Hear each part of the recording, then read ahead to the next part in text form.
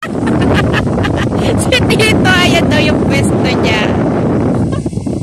Yan ang nakuha pwesto ni Tito. Sinampol na ni Tito. Malapit sa ilaw si Tito, ha. Tandaan niyo yan. Kanina naligaw, dun tinuro. Sa dulo. Nakita mo doon yung mapa? Oo. Eh, dito nga yan. Gitna pala yung ano ni Tito pwesto eh.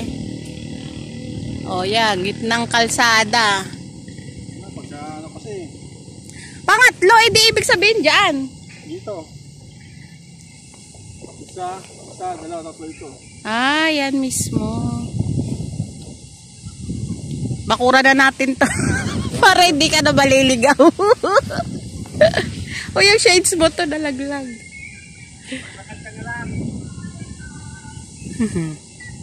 Diyan pala mismo yun eh.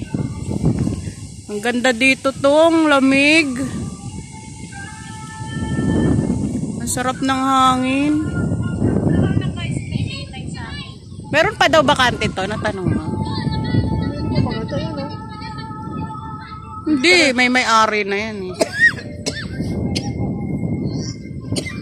Yan, hinika na tuloy. Pinakrisan na kasi. Yan sa kabila na, no?